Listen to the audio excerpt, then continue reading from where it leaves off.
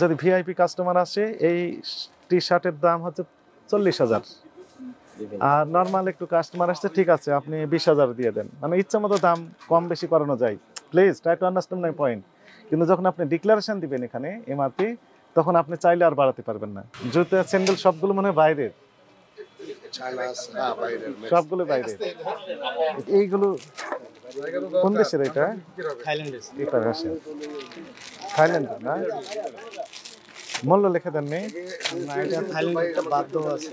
বাদ দেওয়া আছে। ইম্পোর্টার কি?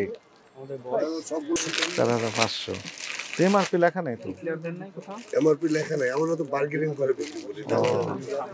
তো এটা বাইরের প্রোডাক্ট না, সেক্ষেত্রে যে ইম্পোর্টার থাকবে। থাইল্যান্ডের লোকে বাদ যেটা লাগানো আছে ওটার উপরে আর কি ডিসকাউন্ট করে আমরা। ইম্পোর্টার থাকবে না যে অমুক ইম্পোর্টার নিয়ে আসছেন, তার নাম ঠিকানা থাকবে, উনি ডিক্লারেশন দেবে এত টাকা, আপনি তো কম বেশি করতে পারবেন না। আমরা 19-20 বার্গেনিং বিক্রি করি।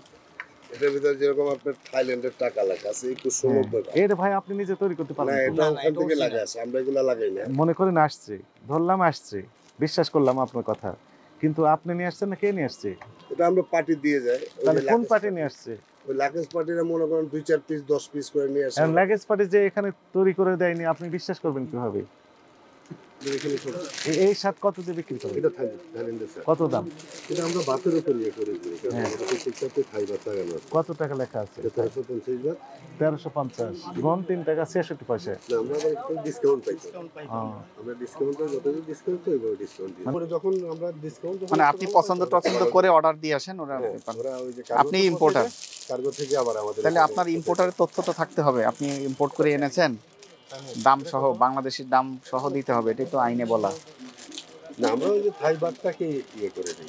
থাই বাট এটা তো বাংলাদেশে আপনার থাই বাতে বিক্রি হবে না, যেহেতু বিদেশি প্রোডাক্ট, এখানে যেহেতু ট্যাগ আছে বাইরের, এখানে ইম্পোর্টার ডিক্লারেশন দিতে হবে। আপনি নিজে হলে আপনি ইম্পোর্টার, যদি আপনি ইম্পোর্টার না হন অন্য কেউ ইম্পোর্টার হন, ওনার নাম এবং স্পেসিফিক ঠিকানা এবং এমআরপি কত টাকা বাংলাদেশি টাকায় সেই স্পষ্ট করে লিখে দিতে হবে। তবে আমি বুঝতে পারবো যে আসলে ইম্পোর্টেড প্রোডাক্ট এটি বাংলাদেশি প্রোডাক্ট। আপনি ট্যাগ লাগিয়ে দিলেন made in China, made in Japan, made in Thailand, তাহলে আপনি আগামীকাল আমাদের দুইটি রায়। একটি হচ্ছে যেহেতু এখানে ইম্পোর্টারের কোনো ইনফরমেশন দেননি, বাংলাদেশি টাকা কত দাম সেটি দেননি, এই কারণে আপনাকে এই 20,000 টাকা জরিমানা আরোপ করা হলো।